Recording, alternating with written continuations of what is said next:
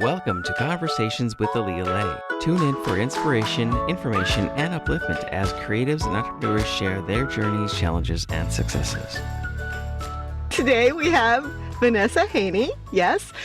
Vanessa grew up in the New Age circus known as the entertainment industry. She was first published in an anthology of poems in 1997. In the early 2000s, she was showcased in young filmmaker competitions for her screenplays. And in 2018, while getting her master's in education, she self-published her first book of short stories, Stories to Curl Your Toes. Now, after 2 children and a move to the Pacific Northwest, she's unleashing her stories into the world once again. Vanessa, thank you so much for being here again.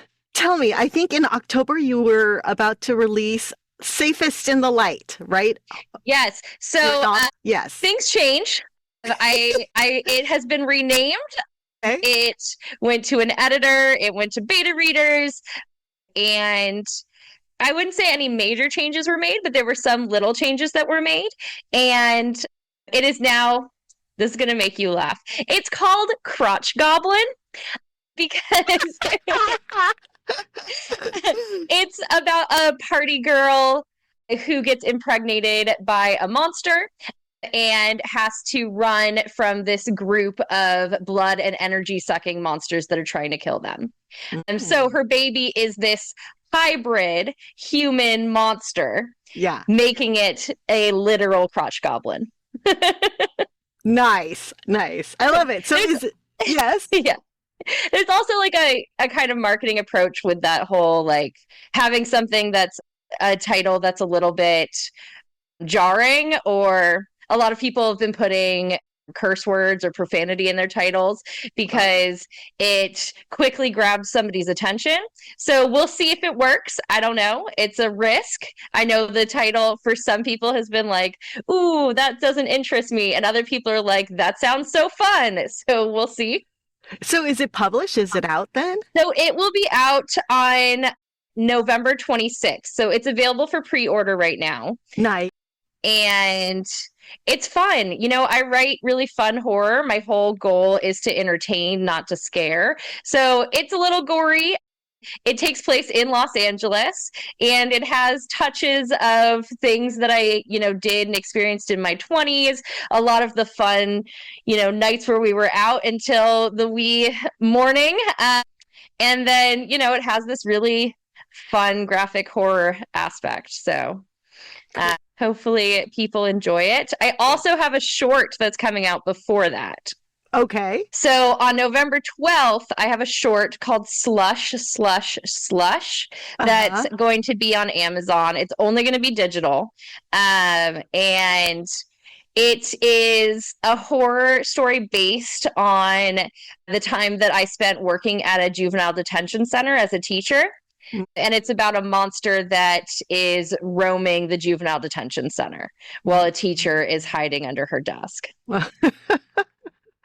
That sounds good too. Okay, so the short is coming out November 12th. I'm not sure when this particular episode of my podcast is going to be published, so it might be a little after that, but that'll be available on Amazon, and it's called Slush. Digital only. Okay. Yes. And then Crotch Goblin. So Crotch Goblin, that one is going to be released November 26th. It will be available in paperback and in digital. Nice. Both will be in Kindle Unlimited. So anybody who subscribes to Kindle Unlimited will have free access to it. So this is actually going to be, though, my first published horror novel. So in the past, I've done short story collections. I have written a few other novels that I did not release out to the public. So this is the first one that is being released, and it's actually part of a trilogy. So I am currently working on the second book, and that one is the first book ends giving you an idea of where the second one is going.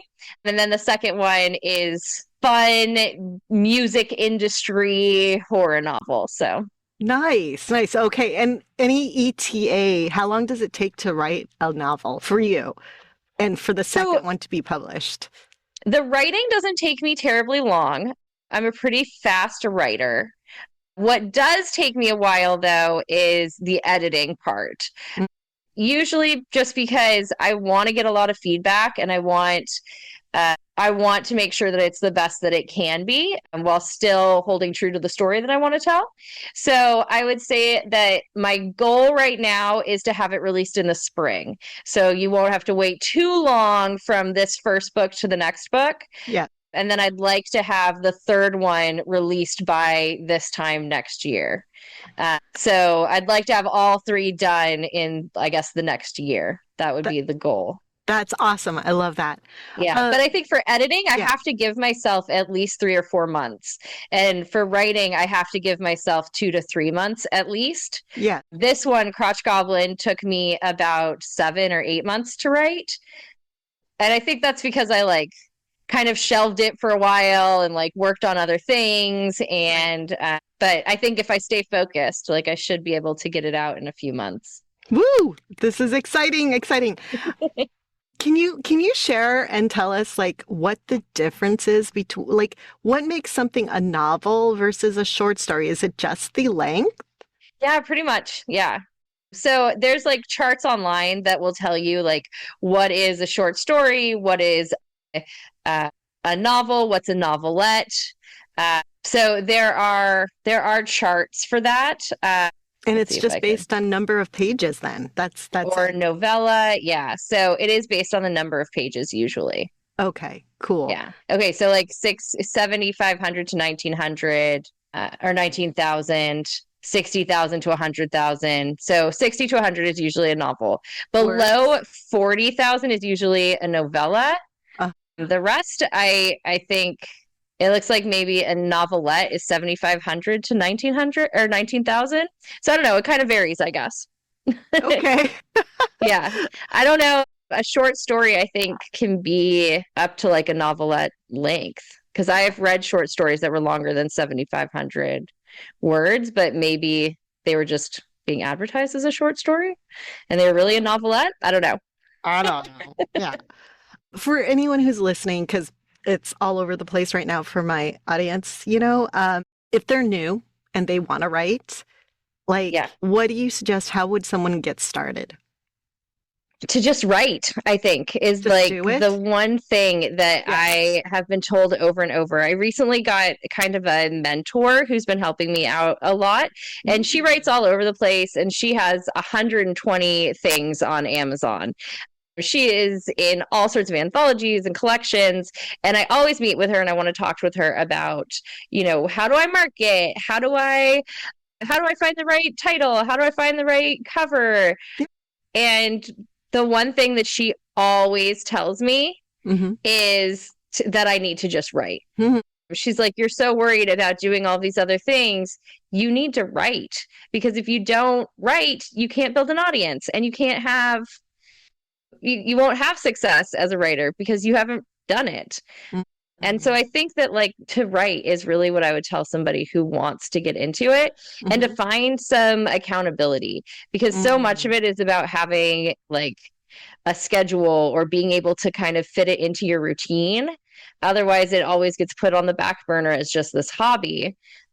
And so I think that what's really important is for you to find the time to do it, to make it a priority, and to find somebody else who wants to keep you accountable. I know I have a writers group that I started at my local library. It actually has over 40 members. About 12 to 15 show up for meetings regularly. We have a rotation, there'll be people that rotate in and out throughout the year. But it has really helped me to consistently write, because we do critiques. This month is National Novel Writing Month, the month of November. Yes. So my meeting is going to be writing sprint. So for an hour and a half, everyone's going to come and they're just going to write. Nice. So I think, if you want to get started, you have to fit it into your schedule. You have to find somebody to help you with the accountability, and you have to just do it. Yeah. You can't be afraid of something you haven't done yet. It's all in our imagination, but that fear feels real, in terms of thinking, wanting to do something, but the afraid of the afraid of the negative outcome. So it kind of Interesting. pauses, us from moving forward or even taking action in the first step, Yeah, I have a friend who has been talking about writing for a while, and she was like, she had talked to her therapist about it, and she was like, I just am afraid to. And I was like, well, what are you afraid of? It's like, because if you're afraid of failing at writing because people don't like it, you have to write something first before you can worry about releasing it and having people write it.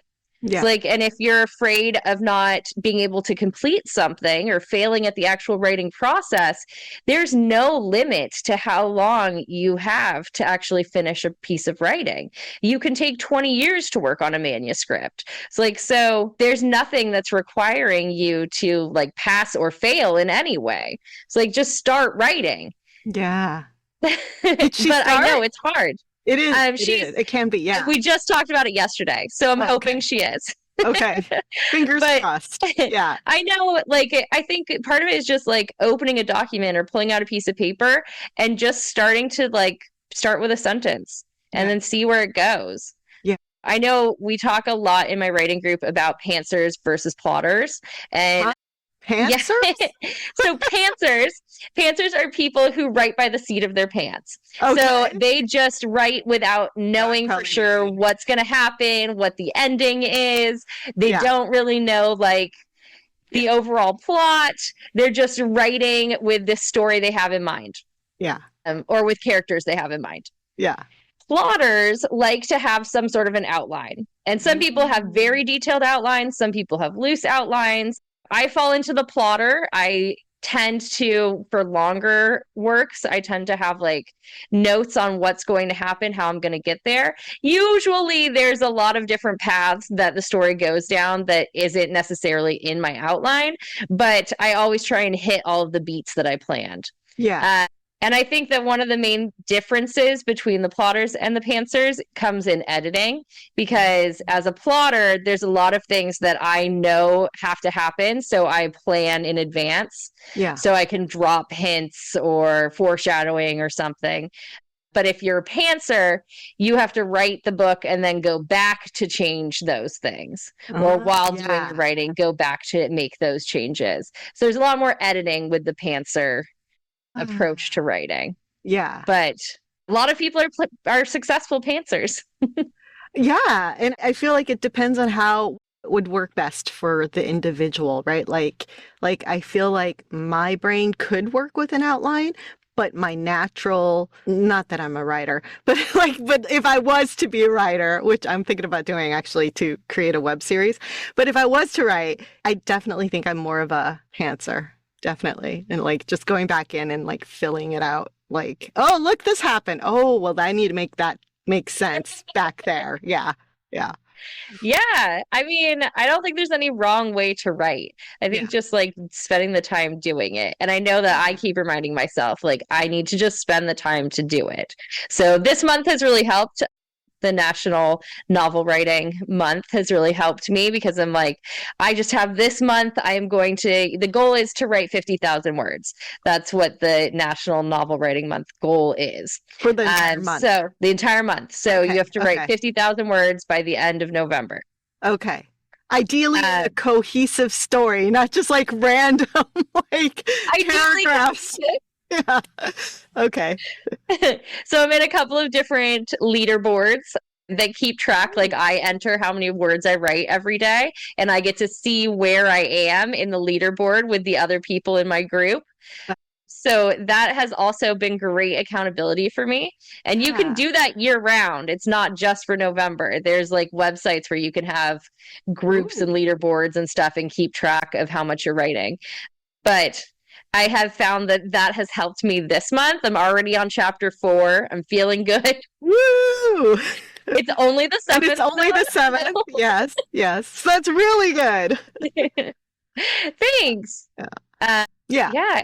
I think that writing for me can be just a really nice outlet. So I think that that's what's been the most helpful especially over like the last few months that have been pretty hectic, like having the opportunity to sit down and kind of be immersed in something that I created that's not real, that I have control over, can be really therapeutic. Yes. Yeah. Especially when you write horror, because you can just decide to do something horrible to a character or get a lot of aggression Yes. out. Yes. Yes. Oh, that's a great, what's that called? Selling point. If anybody's thinking about writing, that's a great selling point, like in horror, even if like you don't do anything with it. That's yeah. Yeah. Yeah. I also like the idea of just like writing stuff so that my kids will have things, things that I've written that even if I don't publish it, like coming across later on down the line, like that I wrote this story. Or for my son, the YA book that I wrote, Mm-hmm. it was stories that I had been making up for him when we were driving in the car. And so cool. when he's older, that book, when he reads it, he's going to be like, these are the stories that she was telling me. Yeah. Yeah. So you're leaving a legacy too. Yeah. And I mean, once they're on like Amazon, as long as they're not taken down, 50 years from now, if Amazon, which likely will still be there, they'll still be up. 100 years from now, if Amazon is still there, they'll still be up for sale.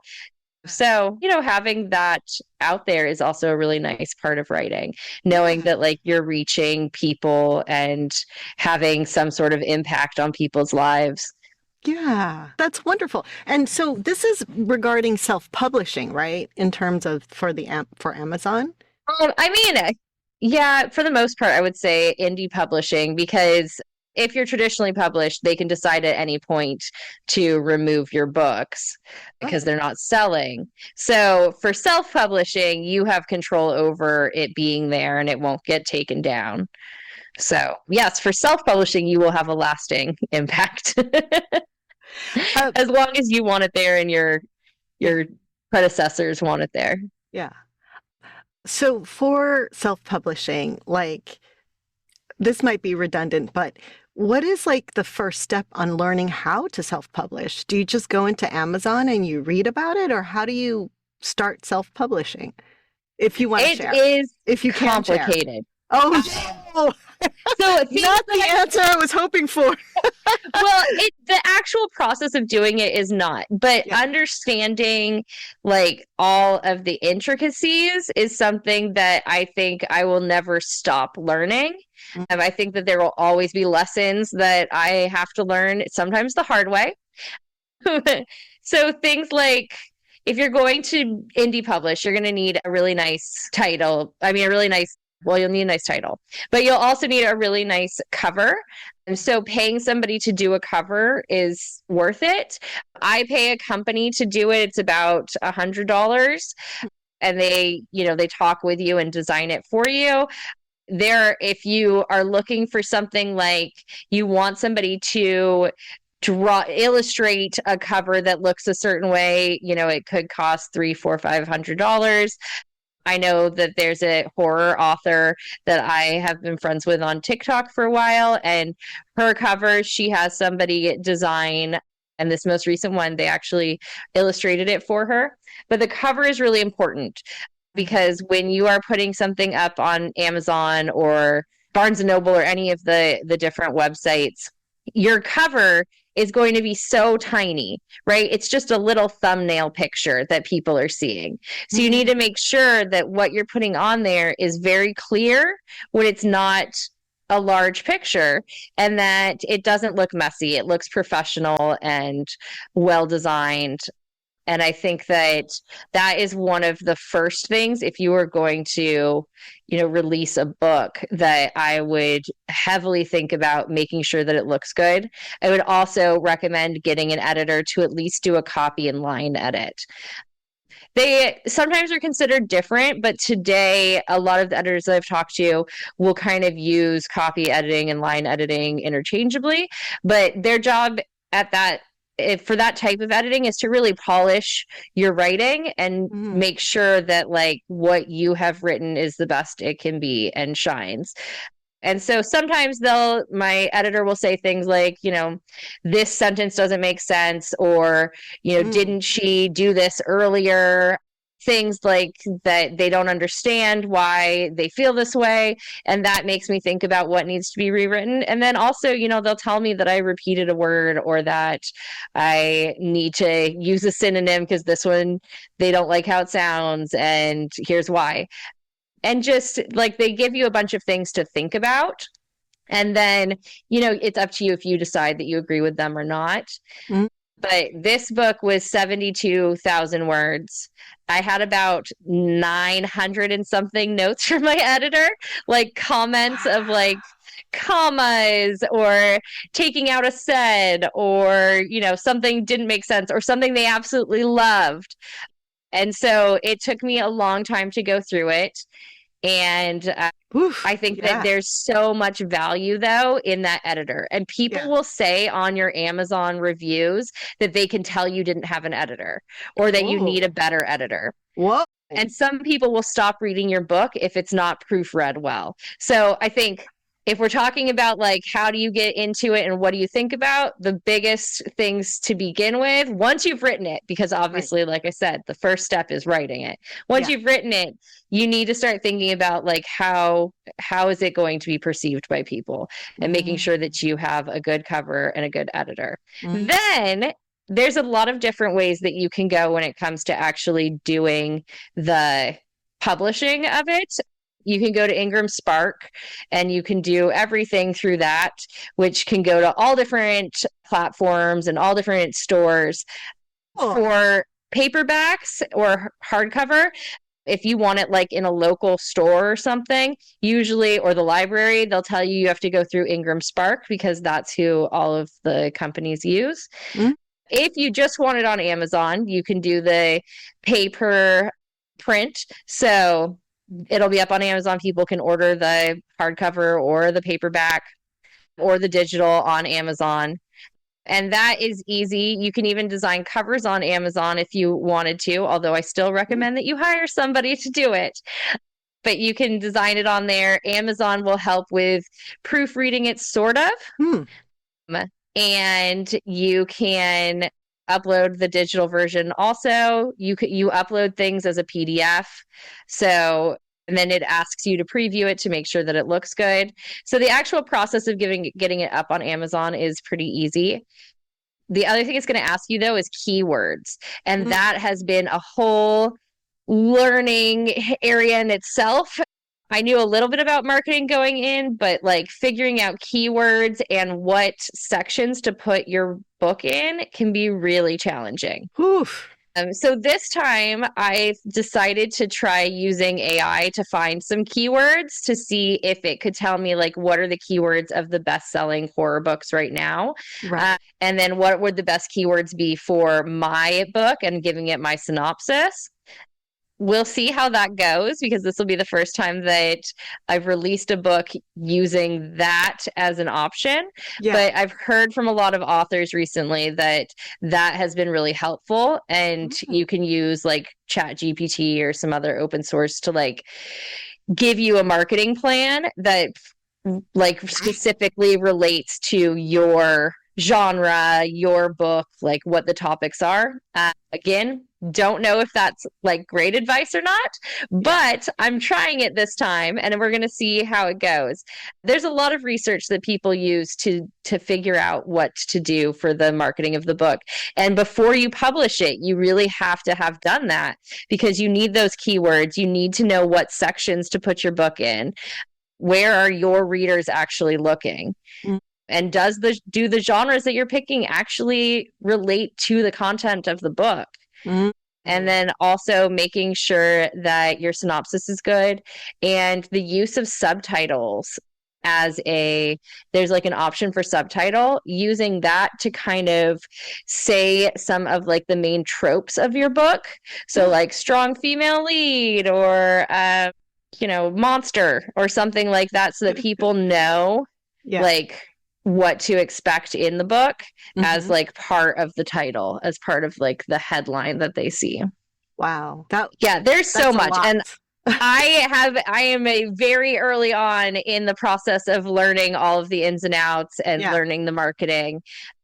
But I've been taking courses whenever I can, and there's some great free courses that are offered through like Facebook groups or through writers groups that I'm in. So hearing about like what is going on in the industry as a whole Yeah. has been very helpful with figuring out self-publishing and indie publishing. So yeah, we'll see. For now I'm going to stay indie published and hope that it works out. Yeah. And a lot of my peers in my writers group have been deciding that they really would like to be traditionally published. So waiting to see how that goes for some of them. But a lot of them are like, oh, my backup plan is to just, self-publish it, to do the indie route. Yeah. And I'm like, I'm here to help when you're ready. Yeah. By then, maybe I'll be like, I don't know, moderately good at it. Yeah. Yeah. Actually, you made me think of potential idea for you is being a mentor, like a paid mentor. Like, oh, wow. Yeah, because you've already published short stories. You're about to publish your first novel, official novel, right? You already have a lot of experience, even though you still have more to learn. But there's people who are like maybe just beginning, and maybe they don't want to go through all that time and effort to research everything. And you could potentially be a mentor to someone brand new, paid, and it helps, and it's a win-win because it helps them streamline and they get forward progress and you get paid for your experience and expertise. Oh, I like it. Maybe give me like a few more years to feel like I have enough out that I could be like, oh, I know what I'm doing. I think you know what you're doing. Yeah. I think it's a lot of trial and error right now, but that is marketing. I think that's the problem with marketing is that it is trial and error, right? Like you don't know what's going to work with people and what isn't until you try it. Yeah. And all of my experience in marketing in the past has been like that. You try something out and sometimes it works great. Sometimes it doesn't. Sometimes mistakes actually turn out to be really beneficial for you. So it's hard. And I try to like remember that, especially in the writing industry, like in putting out books, there's millions of other people also putting out books, and what sets you apart and how you approach it, it's just going to take time for people to learn your brand and to get to know you. And so like remembering that the marketing is all trial and error and that it takes time, it can be really helpful because like we talked about, like it is really hard to not be afraid that people won't like it or that no one will read it, or that you'll feel like you failed. And so trying to remember that like getting one person to read it is great. Getting 20 people to read it is great. Getting 50 people to read it is great. Like just reminding yourself that like marketing takes time and is trial and error, and little victories is what you're kind of looking for with. Yes. I mean, it's the same with film, right? The film industry is like the same way. It's a trial and error and it takes time. Yes. You don't just get to direct a movie straight out of high school. It takes a lot of time. You do some shorts and then you learn and then you do something else. Yeah. And like, you make a short film and this one you thought was terrible, but it wins a bunch of awards. And then you make another one that you think is great and it doesn't do well at all. And you're like, okay, I need to try something different this time. And it's just like that. Yeah. So maybe that, being in film helped me to have a little bit of different perspective on it. Yeah. I do think it also helped me to be in film previously because I can remember that writing, although I enjoy it and it's creative, is still a business. And when you work in the film industry, it's still a business. Whether you're acting or you're directing or you're painting scenery or faces, it is, your art is there, but it is still a business. Yeah. And that's one of those other things that people often forget when they get into writing is like, yes, it's art and yes, people are out there looking for books, but what's going to make yours special? How are you going to let people know about it? Yeah. And it takes time. Yeah. Yes. Which goes back to you have to be writing. That's why the person that has been kind of working as my mentor has been continually telling me that I need to just write. So really writing, like if you don't write, there isn't anything to actually like put up or promote. So the most important thing really is the writing. And so that's, I think, what I would like for people to take out of, I guess, this podcast is that if you want to write, you can. Yeah. I did not have an experience in the writing world, in the literary world. And I sat down and I wrote a lot, and I got out a lot of feelings and, worked through all sorts of things through my writing. Even though I write horror, there's little bits of me in every story. And I was able to figure out, indie and self-publishing myself. And it is open to anybody who is interested in doing it. There are Facebook groups, there's advice all over the internet, there's Reddit subgroups, there's everything there for you. So if you want to do it, the first step is really to just start writing. Yeah. And then worry about everything else after. I love that so much. All right. I know you have to get going. Last minute, is there anything else that you'd like to share? Again, your handles to follow you and anything else. Yeah. Check out my books on Amazon. So I have Stories to Curl Your Toes, Bloody Ever After. I will have Crotch Goblin and Slush, Slush, Slush. So all of those will be available on Amazon. I also have a TikTok in which I tell ghost stories and go to creepy places, usually in the Pacific Northwest. But if we travel somewhere, I try and go to some creepy places there as well. And you can check that out. It is Van Haney Books, and that's on TikTok. And then I have Dystopian Ness, which is on Instagram. That was awesome. Thank you so much, Vanessa. Well, it's so fun to be on your show. Thank you so much for listening to Conversations with Aaliyah Lay. I'd love to hear from you. Follow me on Instagram at Aaliyah Lay, ALYALEI.